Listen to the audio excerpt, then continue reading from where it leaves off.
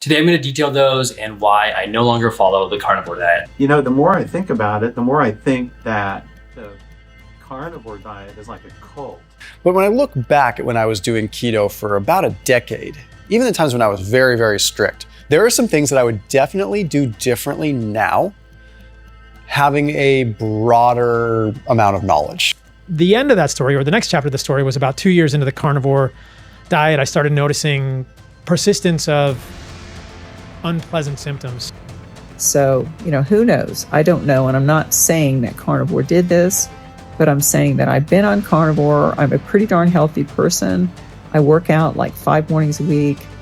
I'm pretty healthy, have a decent weight. I don't smoke. I don't drink. Haven't had a drink in 23 years. I don't do drugs. There should be no reason, I would think, that I would have a stroke. Why are so many of these people quitting keto and carnivore? Let's explore. Roll the titles.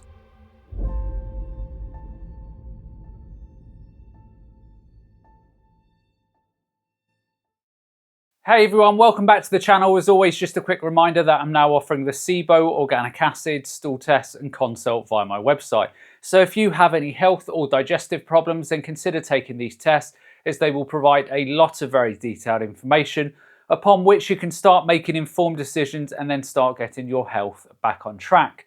And on that bombshell, to the video. Now, it's clear that many people fall into the keto and carnivore diets, usually to resolve health problems. It could be gut issues, autoimmune issues, or even diabetes. But the problem with many of these people is that they add 1 and 1 and they get 35. They have underlying health issues, and instead of fixing these health issues at the root cause, they get brainwashed into thinking that all fruits and vegetables are bad for them. And to make things worse, like many people, I started getting swayed by all of this stuff, namely things like the natural defense chemicals in food, like plants want to kill you. Things like oxalates, lectin, phytic acid, all of these anti-nutrients found in plants. When you eat them, they're now like fighting against your body. Now, if I said to people, I can make you rich within 24 hours, you just need to give me £1,000, then most people would rightly say you're a scammer. But for some reason, when influencers come to the internet and say that fruits and vegetables are toxic,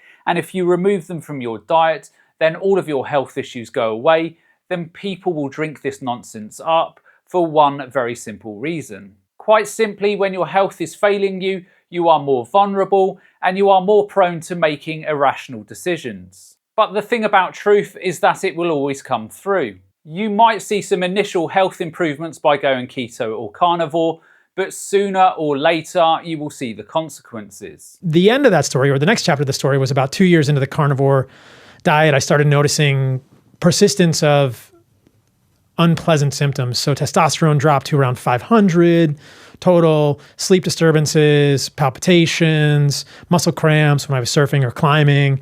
And I started to think, okay, maybe long-term ketosis is not great for me. Now, you might look at it and say, what's the harm going keto or carnivore? You might get some sleep issues, muscle cramps, or even palpitations. Well, for many, it can be much worse. But I just had a stroke down in the basement. I was doing my arm weights on a bench, on an incline bench, and I was pushing my arm up in the air. I had just 15 pounds, which is not heavy.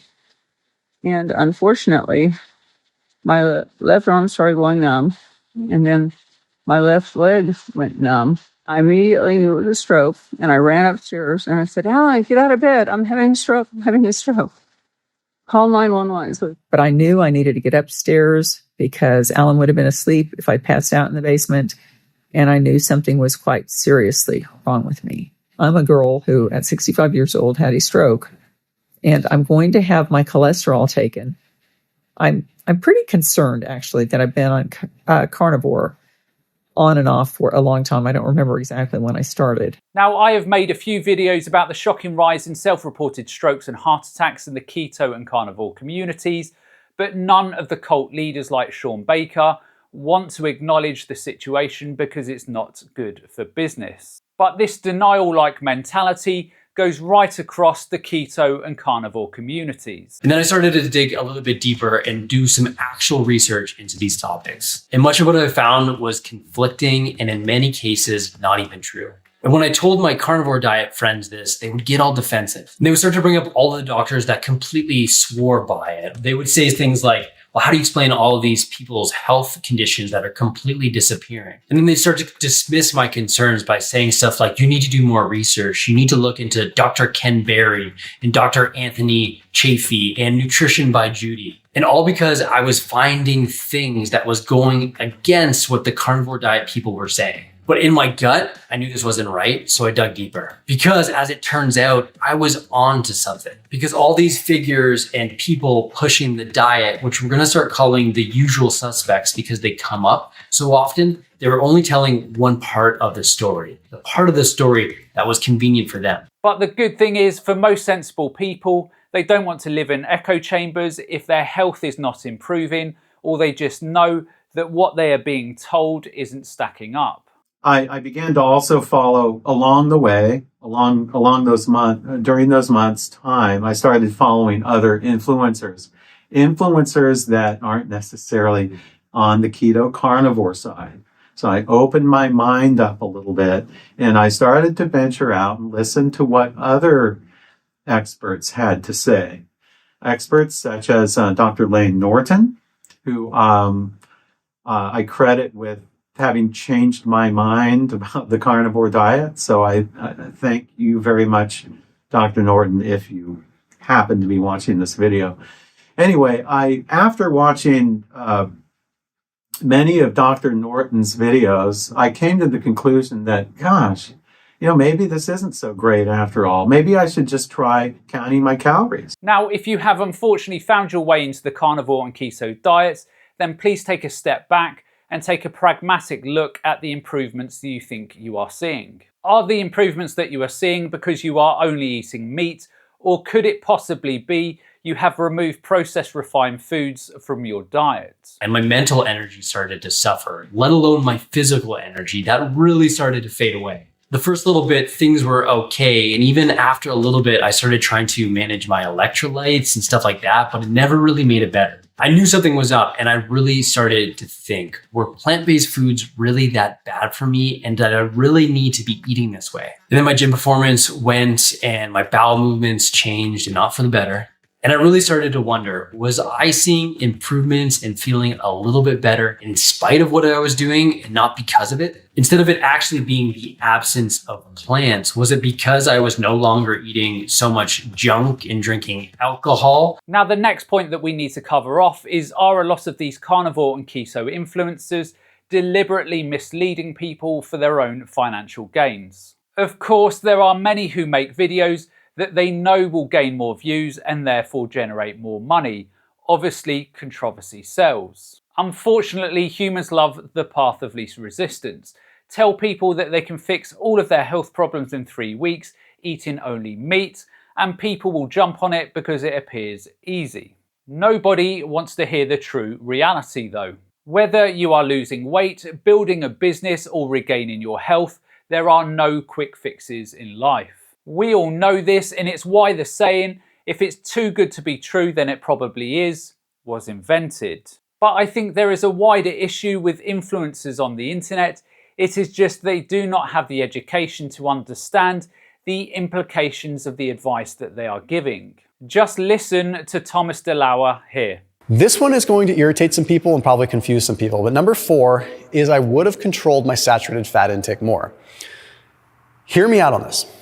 We know now, well, we did know then, but we were in kind of an echo chamber. If you look at a lot of the literature, saturated fat in abundance, in an overcaloric state, is definitely a contributor to insulin resistance as well.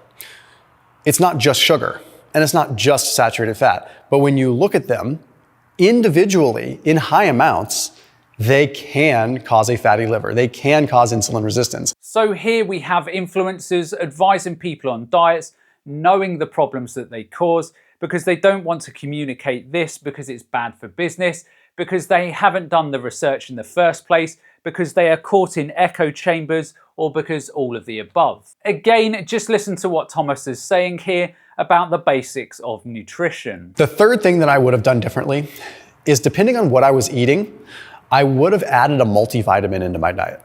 Because I realized that if I reverse engineer and look at the way my diet was a lot of times on keto, there was no way I was getting adequate nutrition in. I was just not. I would eat things like chicken breast, and then I would also add cheese to it. I would do heavy cream, and I'm looking at this, I'm like, there's not any colors to this. I wasn't, some days, not getting a lot of red meat. Point is that on the days that I wouldn't be getting maybe liver in or red meat in, I should have been probably adding a good multivitamin in. He didn't even know at the time, or couldn't even be bothered to look, that the diet he was following was nutritionally inadequate, despite influencing millions to follow his approach. Now, time and time again, we are hearing more and more influencers who fail on these diets say shocking things like, when I started to do more research, I knew the importance of X, Y, and Z. Just listen to Paul Saladino here. I was definitely in ketosis at the time, monitoring blood ketones with a meter, not deep ketosis, but definitely ketosis. And so at that point, I started to dig into the research a little bit more and understood that insulin signaling is critical at the level of the kidney to hold on to minerals, to hold on to potassium, calcium, sodium, chloride, magnesium, and that in long-term ketosis in most humans, you're going to become so electrolyte depleted that it's almost impossible to resolve that with enormous amounts of electrolytes. It's shocking that you get these idiots come to the internet with very little understanding of nutrition and convince millions of people to follow their advice. And then 6 or 12 months later, they flip-flop to something else they've read on the internet and have no understanding of. This guy sums it up very well. They're just demonizing food. Like, Paul Saladino. I know that he's not considered fully carnivore by the real carnivore people because he eats fruit and honey. But, Paul Saladino, he goes into grocery stores and, makes fun of people for eating vegetables and wears these stupid shirts, kale is bullshit and that kind of stuff. And, making people feel guilty about eating vegetables and going in there with no shirt. Who goes into a grocery store with no shirt and shoes? And then starts ragging about people eating vegetables. I mean, this is like a psycho. So, the more I see stuff like that, the more I think this is like a cult. So true, but the final point that I want to make here is if you are someone who has health issues, please look at the person you are getting advice from on the internet and look at how inconsistent their messaging is. Ask yourself, what are their motives for giving you that advice? Because if money is involved, there is a good chance your health is not even a passing thought for that influencer. It's just another payday.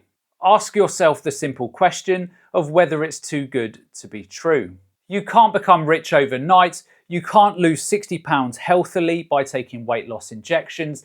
And you certainly can't fix underlying health issues on fad keto or carnivore diets. You may see some initial benefits, but look at all the people who've gone before you, many included in this video, telling you it caused them problems and it was nothing more than a cult. Anyhow, that's the end of today's video, and if you enjoyed this video, then be sure to check out this one up here because I'm sure you'll find it equally interesting. And the only other thing that's left for me to say is to remember to look after your body because it's the only place you have to live. And I'll see you next time.